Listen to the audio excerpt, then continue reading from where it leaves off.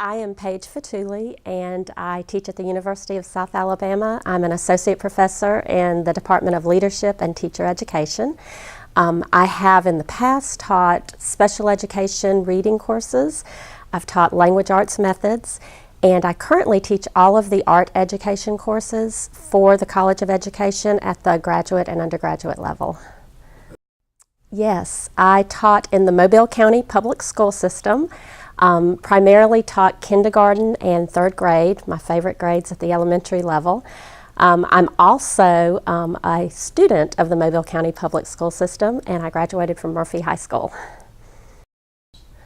When I teach classes at the college level, but also at, from kindergarten to college, all levels, I really focus on getting to know my learners, understanding what motivates them, helping them to explore the content in a way that's going to be meaningful to them and make connections for them, and help them to really get engaged in a way that they're intrinsically motivated to work to learn more.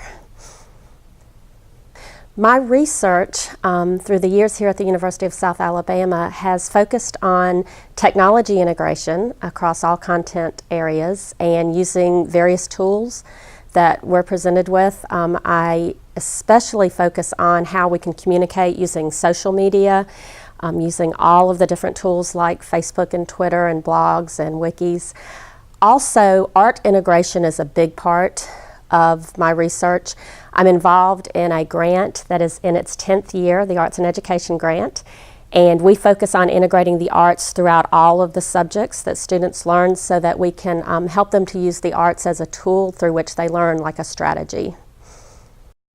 Some of the prominent figures in art education who have influenced me the most are Victor Lowenfeld, who is known for the artistic stages of development. And that's just so important for students to understand what's developmentally appropriate for a kindergartner, an adult who hasn't kept up with experience in the arts. And he has written Creative and Mental Growth, which is a seminal book in the field.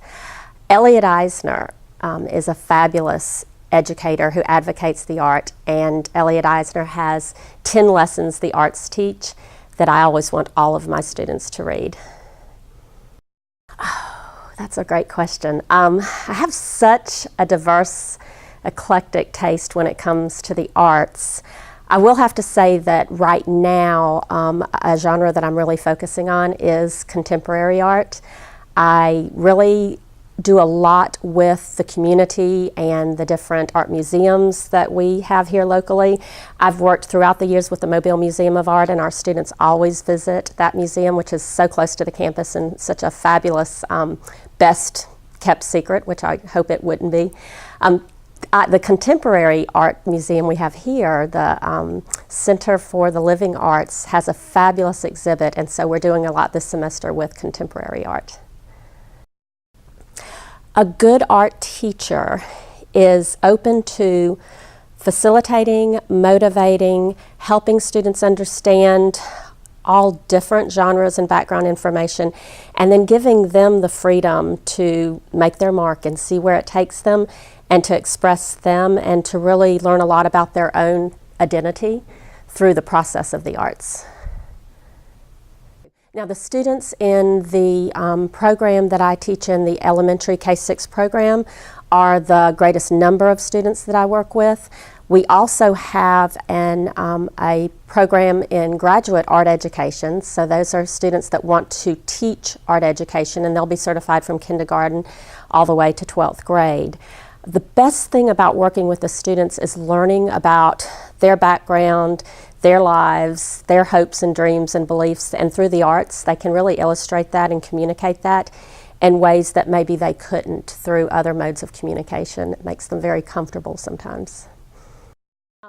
Being a college professor involves such a lifestyle.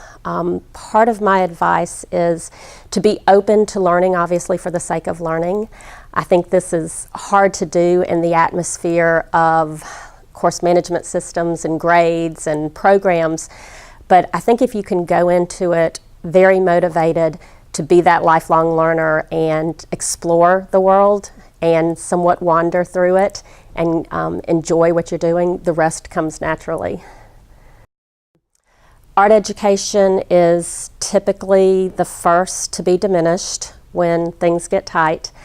And art educators are great advocates, and I talk to especially elementary teachers who will be faced with making the literacy and the math and the sciences the priority, which is important. I really agree that that should be content that is well taught.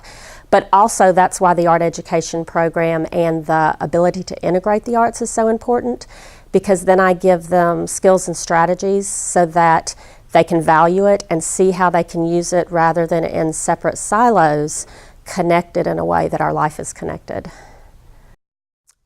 Art is important for many reasons. One is that it's an alternative means of communication, and especially in early childhood education, students that come to us with not so sophisticated skills to write and to read yet can share their thoughts and feelings through the arts very freely.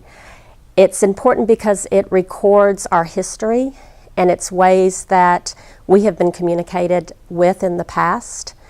And it has told us so much about where we've been, and it continues to tell those in the future where we are.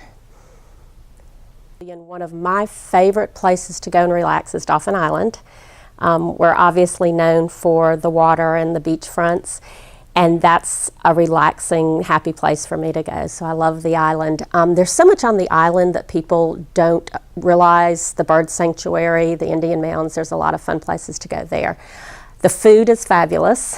Food is a very important part of my life. I love to cook and I love to eat good food. So Mobile has a lot to offer with fabulous restaurants and food as well. And then of course the arts and all of the fabulous locations where we have great cultural activities that many people are not aware of.